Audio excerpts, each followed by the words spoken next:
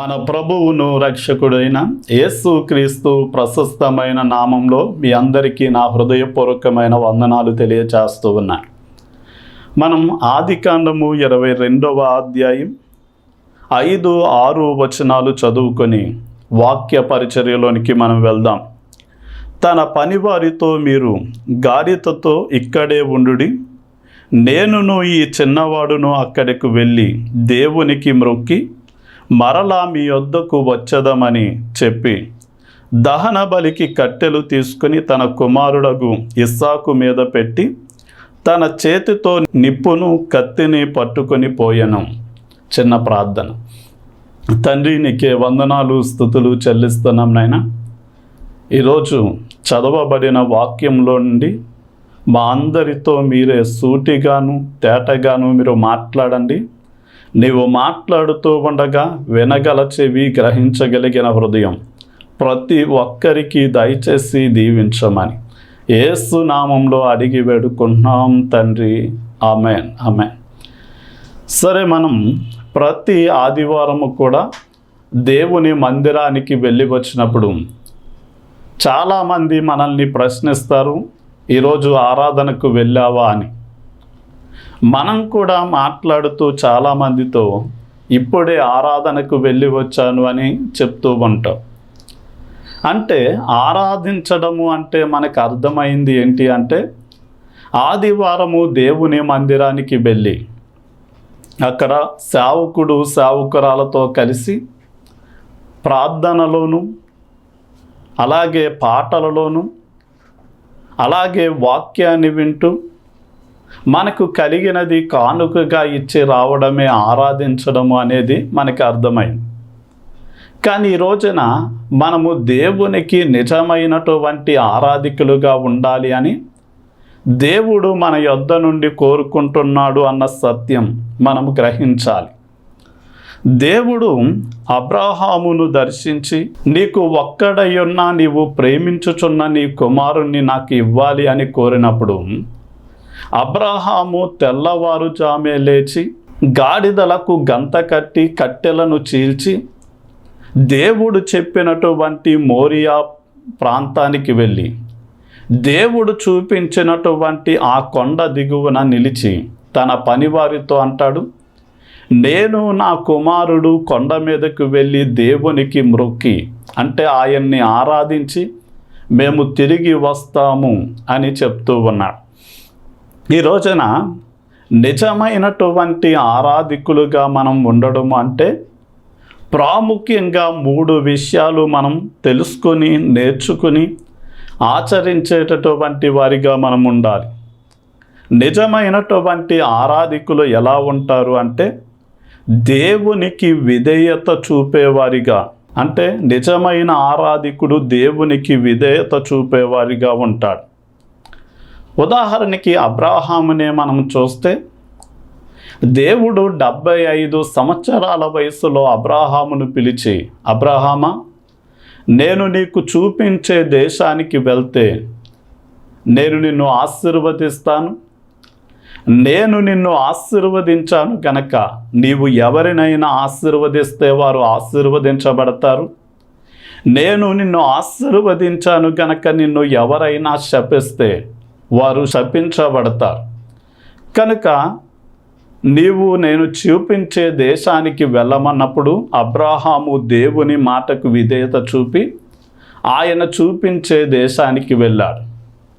వెళ్ళిన తర్వాత దాదాపుగా అబ్రహాముకు 99 సంవత్సరాల వయసు, సారా గారికి 90 సంవత్సరాల వయసు వచ్చినప్పుడు దేవుడు దర్శనమిచ్చి, మరుసటి సంవత్సరానికి మీ కౌగిట్లో ఒక మగబిడ్డ ఉంటారు అని దేవుడు సెలవిచ్చాడు. అలాగే అబ్రహాముకు 100వ సంవత్సరంలో, సారా గారికి 91 సంవత్సరాల వయసులో వారికి లేక అందమైనటువంటి కుమారుడు జన్మించాడు. అతనిని గుండెల మీద మోస్తూ ఎంతో ప్రేమగా అతనిని చూసుకుంటూ అతన్ని పెంచి పెద్ద చేస్తూ ఉన్న సమయంలో దేవుడు అబ్రహామును పరీక్షించడానికి వచ్చి నీవు ప్రేమిస్తున్న నీకు ఒక్కడయ్యున్న నీ కుమారుణ్ణి నాకు ఇచ్చేయాలి అని అడిగినప్పుడు అబ్రాహాము, దేవా, నాకు లేక 100 సంవత్సరాల వయసులో నాకు పుట్టాడు. ఇస్సాకు లేకపోతే నా భార్య నేను బ్రతకడం కష్టం కనుక నేను ఇవ్వలేను అని ఏ మాత్రము కూడా అవిధేయత తిరుగుబాటు చేయలేదు. కానీ దేవుడు చెప్పినట్లుగానే అతడు పెందల కాడనే లేచి దేవుడు చెప్పిన ప్రాంతానికి వెళ్ళి ఇస్సాకును దేవుని కోసం ఇచ్చేయడానికి సిద్ధపడ్డాడు. అంటే అబ్రహాము దేవునికి విధేయత చూపాడు. ఈ రోజున నిజమైనటువంటి ఆరాధికులు వాక్యాన్ని వినేవారిగా మాత్రమే ఉండరు, కానీ వారు వాక్యానికి విధేయత చూపి జీవించేవారిగా ఉంటారు.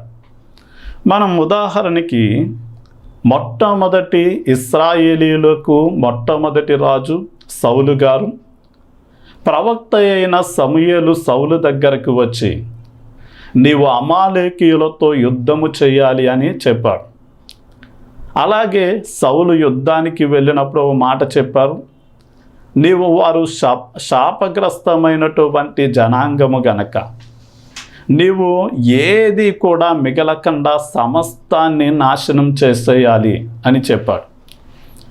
ఇప్పుడు ఈ మాట వినినటువంటి సౌలు రాజు కొంచెం మంది సైనికులను వెంటబెట్టుకుని అమాలేకీయుల మీదకి యుద్ధానికి వెళ్ళాడు. యుద్ధము చేసి తిరిగి వచ్చాడు. సమూయేలు ప్రవక్త తన ఇంటికి వచ్చే సమయానికి సౌలు ప్రవక్తను ఎదుర్కొని ముద్దాడి, ఇదిగో యెహోవా నాకు సెలవిచ్చినట్లుగానే నేను చేశాను అన్నాడు. అప్పుడు నీవు దేవుడు సెలవిచ్చినట్లుగా చేస్తే ఈ పశువుల రంకెలు ఏంటి అని అడిగినప్పుడు అది నా కోసం తెచ్చుకోలేదు, పశువులలో బలహీనమైన వాటన్నిటినీ చంపి బలిసిన క్రొవ్విన వాటిని దేవునికి బలి ఇవ్వడానికి నేను తెచ్చాను అన్నప్పుడు మొదటి సమూయేలు గ్రంథం 15వ అధ్యాయం 22వ వచనంలో సమూయేలు మాట్లాడుతూ అంటాడు, బలులు అర్పించుట కంటే మాట వినుట, అలాగే దహన బలులు అర్పించుట కంటే దేవుని మాటకు విధేయులవటం అది ప్రాముఖ్యము, అది దేవుణ్ణి సంతోషపరుస్తుంది అని అక్కడ మాట్లాడుతూ ఉన్నారు.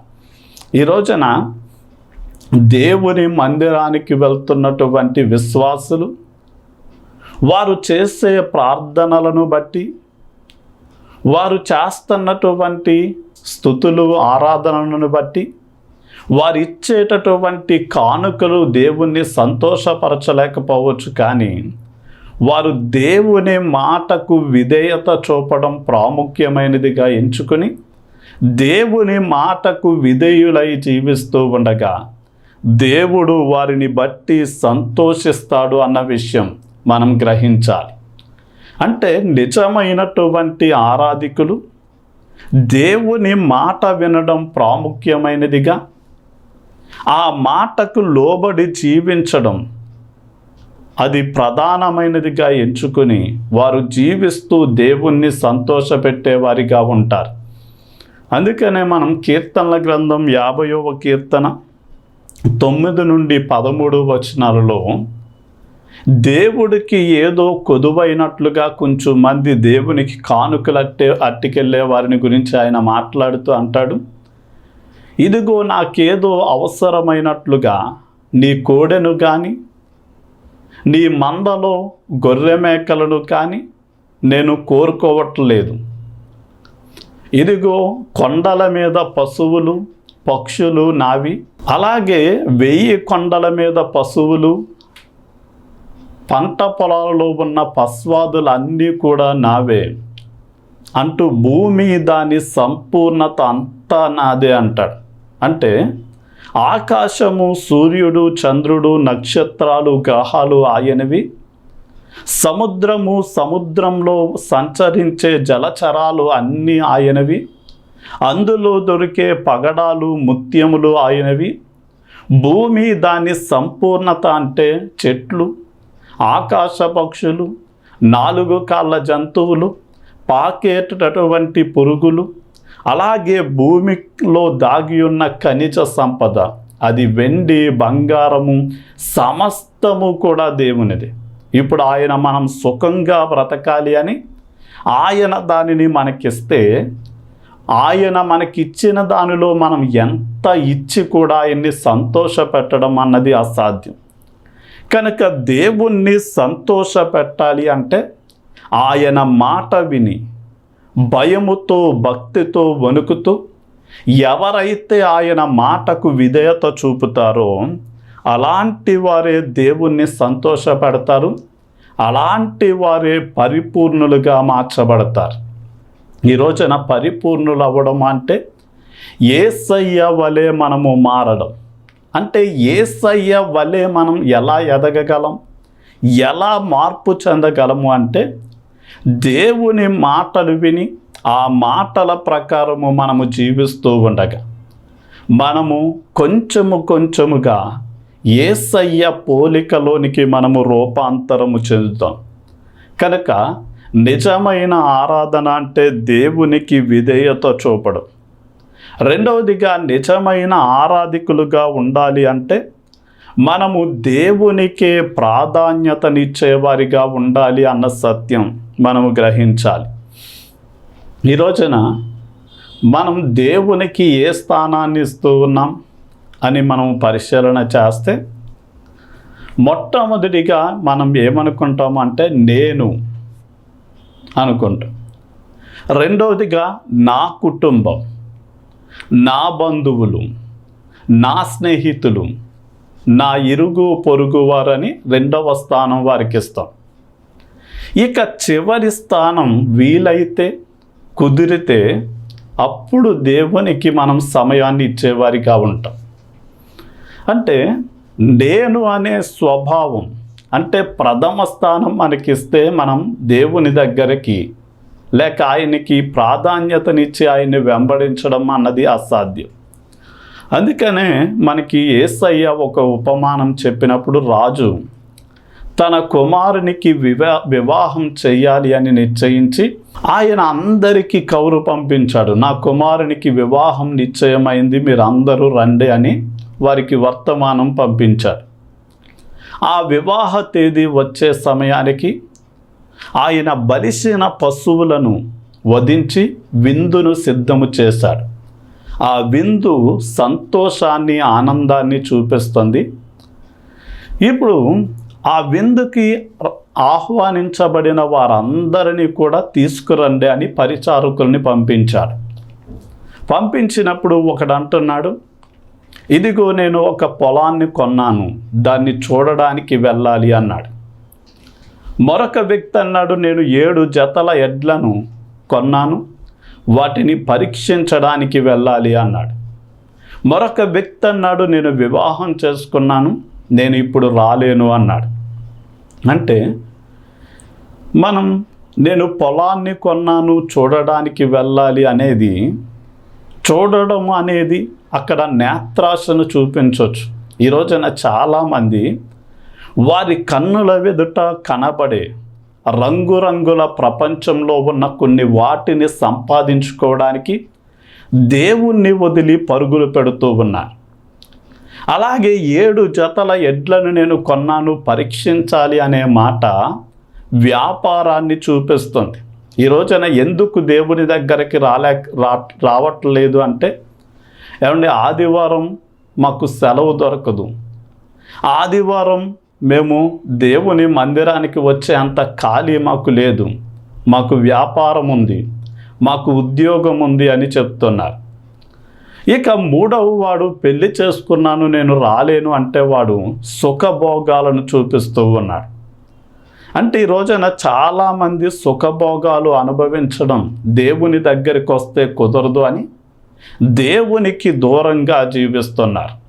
కనుక ఈ రోజున నేను అనే దానికి ప్రథమ స్థానం ఇచ్చి నా కుటుంబము, నా బంధువులు, నా స్నేహితులు, నా ఇరుగు పొరుగు వారని వారికి రెండవ స్థానం ఇస్తే, ఇక దేవుని దగ్గర దేవునికి మూడవ స్థానం ఇచ్చినప్పుడు ఆయన్ని అనుసరించడం అసాధ్యముగా మార్చబడతారు. అందుకనే మనం దేవుని వాక్యము ద్వితీయోపదేశకాండం 6వ అధ్యాయం 4-5 వచనాల్లో ఏం చెప్తుంది అంటే, నీ పూర్ణ హృదయంతో, నీ పూర్ణ ఆత్మతో, నీ పూర్ణ బలముతో నీ దేవుడైన యెహోవాను నీవు ప్రేమించాలి అని వాక్యం సెలవిస్తుంది.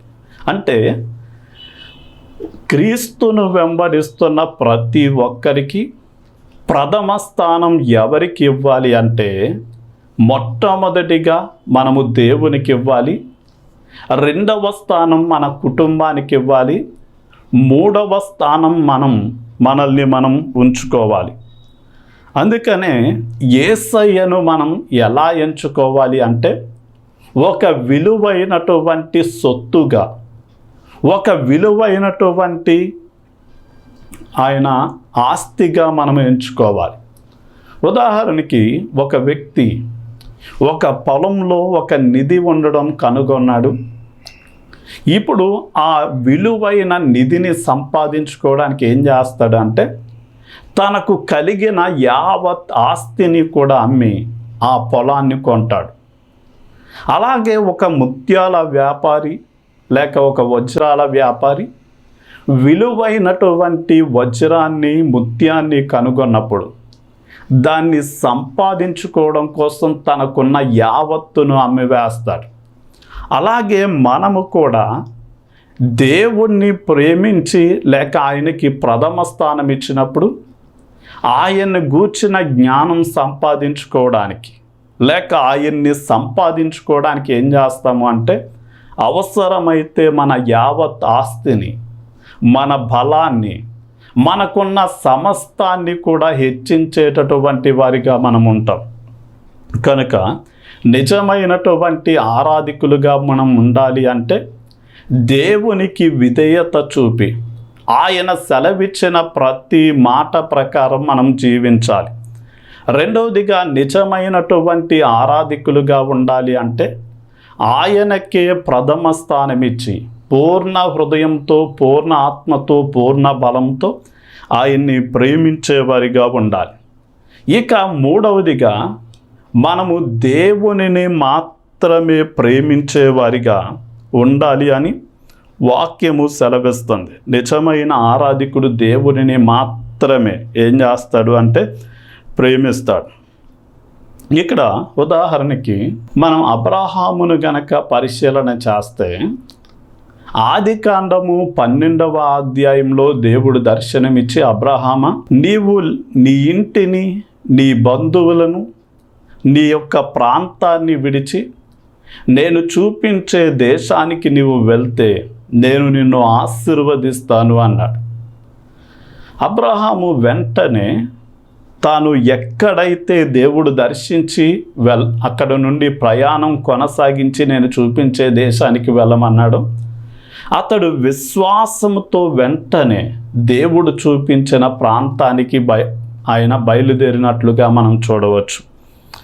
ఇక అబ్రహాము దేవునిలో దేవుడు చెప్పినట్లుగా జీవిస్తూ ఉండగా 75 సంవత్సరాల్లో దేవుని సేవ నిమిత్తం పిలువబడిన అబ్రహాం చాలా సంవత్సరాలు పిల్లలు లేకుండా ఉండేసరికి వెంటనే సారా, ఇదిగో మన దగ్గర ఉన్న ఐగుప్తు దేశం నుండి వచ్చిన హాగరుని వివాహం చేసుకుని నీవు పిల్లల్ని కంటే వారు మన ఆస్తి అంతటికి వారసులుగా మనకి పిల్లలుగా ఉంటారు అన్నప్పుడు, అబ్రహాం ఏం చేశాడు అంటే హాగరుని వివాహం చేసుకుని ఇష్మాయేలు అనే కుమారునికి జన్మనిచ్చాడు. ఆ ఇష్మాయేలును గుండెల మీద మోస్తూ ప్రేమిస్తూ అతనిని పెంచి 17 సంవత్సరాల వయసు వచ్చేంత వరకు పెంచాడు. ఈలోగా అబ్రహాము గారికి, సారా గారికి ఇస్సాకు పుట్టినప్పుడు అడవి గాడిద వంటి స్వభావము కలిగిన ఇష్మాయేలు తన సొంత తమ్ముణ్ణి అందరిలో హేళన చేస్తూ అవమానకరంగా మాట్లాడుతూ ఉంటే సారా అమ్మకు కోపం వచ్చి, ఇదిగో ఈ దాసి కుమారుణ్ణి పంపించేయాలి అని కోరింది. అప్పుడు అబ్రహాముకి 17 సంవత్సరాలు అల్లారు ముద్దుగా పెంచి పెద్ద చేసిన ఇష్మాయేలును వదులుకోవడం అది చాలా కష్టంగా ఉంది. అంటే ఒక వ్యక్తిని నిలువున గొడ్డలు పెట్టి నరికితే ఎంత బాధ కలుగుతుందో, అలాగే అంతగా ప్రేమించి పెద్ద చేసిన కుమారుని వదిలిపెట్టడం అన్నది అబ్రాహాముకు అంత బాధ కలిగించే విషయం. కానీ దేవుడు జోక్యం చేసుకుని, నీవు సారా మాట విని హాగరు దాసిని వివాహం చేసుకుని కన్నావు, ఇప్పుడు ఆ కుమారుడు కనుక ఇష్మాయేలు ఉంటే వాగ్దానము ద్వారా పుట్టిన ఇస్సాకుకు ప్రాణాపాయము కలగొచ్చు కనుక నీ భార్య మాట విని నీవు ఆమెను ఆమె కుమారుని పంపించి వేయమన్నప్పుడు దేవుడు చెప్పిన వెంటనే అబ్రాహాము ఏం చేశాడు అంటే ఇష్మాయేలును పంపించేశాడు. ఇప్పుడు ఇస్సాకును ప్రేమించి ఇస్సాకును ఎంతో అల్లారు ముద్దుగా పెంచి పెద్ద చేసిన తర్వాత, అంటే యోసేపస్ లాంటి చరిత్రకారులు చెప్పిన మాటను బట్టి ఇస్సాకుకు దాదాపుగా 22 నుండి 25 సంవత్సరాల వయస్సులో ఉండగా దేవుడు ఆదికాండము 22వ అధ్యాయంలో దర్శనమిచ్చి అతనిని పరీక్షించడానికి అన్నాడు, ఇదిగో నీవు ప్రేమిస్తున్నా నీకు ఒక్కడయున్న నీ కుమారుడైన ఇస్సాకును నాకు దహన బలిగా ఇవ్వాలి అన్నప్పుడు అబ్రాహాము వెంటనే దేవుని మాటను విధేయత చూపి ఏం చేశాడు అంటే తెల్లవారుజామే లేచాడు, గాడిదలకు గంత కట్టాడు, పనివారి చేత కట్లను చీల్చాడు. దేవుడు చూపించిన ఆ మోరియా ప్రాంతానికి వెళ్ళి దేవుడు చూపించిన పర్వతానికి దిగువలో నిలబడి తన దాసులతో చెప్తున్నాడు, నేను నా కుమారుడు కొండ మీదకి వెళ్ళి దేవునికి మ్రొక్కి ఆయన్ను ఆరాధించి వస్తాము, మీరు ఇక్కడే ఉండండి అని ఆ కట్టెల మోపును ఇస్సాకు మీద పెట్టి ఆ కత్తిని నిప్పులు చేత పట్టుకుని ఆ కొండ ఎక్కుతూ ఉన్నాడు. ఈలోగా ఇస్సాకుకి అనుమానం వచ్చింది, తండ్రి మనము బలి అర్పించిన ప్రతిసారి కట్లు ఉంటాయి, నిప్పు కత్తి ఉంటుంది వధించడానికి, అదే సమయం అందు బలి పశువు కూడా ఉంటుంది కదా, మరి ఆ బలి పశువు ఏది అని అడిగినప్పుడు అబ్రాహాము విశ్వాసంతో అంటాడు, బలికి కావలసిన బలి పశువును దేవుడే చూసుకుంటాడు, నడు కుమారుడా అని కొండ మీదకి తీసుకెళ్ళిన తర్వాత ఆ కట్టెలు క్రమంగా పేర్చి తన కుమారుని కాళ్ళు చేతులు కట్టి ఆ కట్టెల మీద పడుకోబెట్టి అతనిని వధించడానికి కత్తి ఎత్తినట్లుగా మనం చూస్తాం. అంటే ఇందులో దేవుడు నీవు ప్రేమిస్తున్నా నీకు ఒక్కడై ఉన్న నీ కుమారుని ఇచ్చేయాలి అన్నప్పుడు అబ్రాహాము తన కుమారుని ఇచ్చేసే, అంటే తన కుమారుని బలి కావడానికి ఇచ్చినటువంటి తండ్రి అయిన దేవునికి సాదృశ్యంగా కనపడతాడు.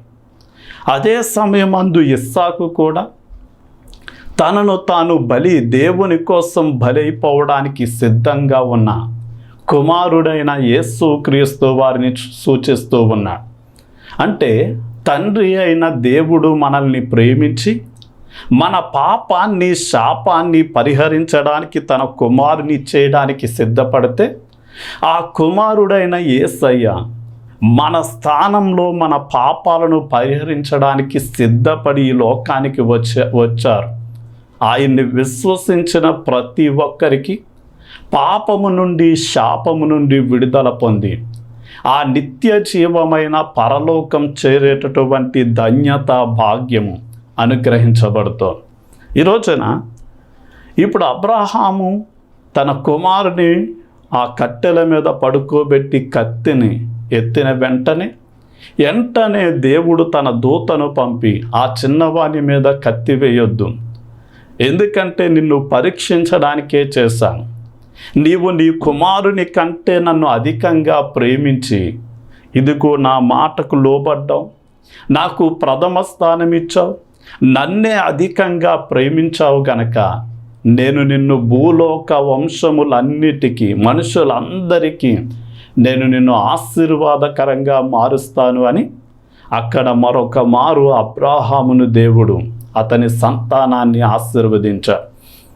ఈ రోజున ఈ వాక్యాన్ని వింటున్న ప్రియ దేవుని జనాంగమా, నేను దేవుణ్ణి నమ్ముకున్నాను, నేను దేవుని ఆరాధించడానికి వెళ్ళాను అని చెప్పుకుంటున్నాం, మంచిదే. కానీ నీవు నిజమైనటువంటి ఆరాధికుని వలె దేవుని ప్రతి మాట విని దానికి లోబడుచున్నావో లేదో పరీక్షించుకోవాలి. రెండవదిగా, మనం దేవునికి మాత్రమే ప్రథమ స్థానం ఇచ్చేవారిగా ఉన్నామా, లేక దేవుని కంటే మన ఉద్యోగానికి, దేవుని కంటే మన సుఖభోగాలకి, దేవుని కంటే మనం ఏదో సంపాదించడానికి పరుగులెడుతున్నామంటే అర్థం ఏంటో తెలుసా? మనం దేని గురించి అయితే ఎక్కువ ఆలోచిస్తున్నాము, దేనిని సంపాదించుకోవడానికి ప్రణాళికలు వేస్తున్నాము, దేని వెంబడైతే మనం పరుగెడుతున్నామో అదే మన జీవితంలో దేవుని స్థానాన్ని ఆక్రమించింది అని మనం గ్రహించాలి. ఇక అబ్రహాము దేవునిని మాత్రమే అధికంగా ప్రేమించాడు. ఈ రోజున మనం కూడా వెండి కంటే, పేరు ప్రఖ్యాతుల కంటే, సుఖభోగాల కంటే, మన కుటుంబము మనల్ని మనం ప్రేమించుకునే దానికంటే అధికంగా యేసయ్యను మాత్రమే ప్రేమించి ఏం చేయాలి అంటే ఆయన్ని వెంబడించేటటువంటి వారిగా మనం ఉండాలి. చిన్న ప్రార్థన చేసుకుందాం. తండ్రి, నీకే వందనాలు స్తుతులు చెల్లిస్తున్నాం నాయన. ఈరోజున అబ్రాహాము ద్వారా భూలోక వంశములన్నీ కూడా ఆశీర్వదించబడుతున్నాయి అంటే అది కేవలం అబ్రాహాము విశ్వాసులకు తండ్రిగా నాయన నీ ప్రతి మాటకు లోబడి నీకు మాత్రమే ప్రథమ స్థానం ఇచ్చి నిన్ను మాత్రమే ప్రేమించి నీ కోసం బ్రతికాడు. ఈ రోజున మేము అబ్రాహాము సంతానమని చెప్పుకుంటున్న ప్రతి విశ్వాసి కూడా అబ్రాహాము ఎలా అయితే ఆదర్శవంతుడిగా నీ కోసం బ్రతికాడో అలాంటి జీవితాన్ని మేము కూడా జీవించి నాయన అబ్రాహాము వలె నిన్ను సంతోషపెట్టేవారిగా, నిన్ను మహిమపరిచేవారిగా, నీ కోసం జీవించేవారిగా మమ్మల్ని మీరు మార్చండి. అబ్రాహాము సంతానంలోండి వచ్చిన నీ ప్రియ కుమారుడు మా పాపాన్ని పరిహరించి, మా మీదున్న శాపాన్ని, శిక్షను తొలగించి మమ్మల్ని ఎలా అయితే ఆ దైవ రాజ్యానికి వారసులుగా చేశారు, మేము కూడా నాయన అబ్రాహాము బిడ్డల వలె నాయన నిన్ను నమ్మకంగా ప్రేమించి నీవు అనుగ్రహించే దీవెనలకు వారసులం అవడానికి మా అందరికీ మీ సహాయ సహకారాలు మెండుగా దయచేయమని యేసు నామంలో అడిగి వేడుకున్నాం తండ్రి. ఆమేన్.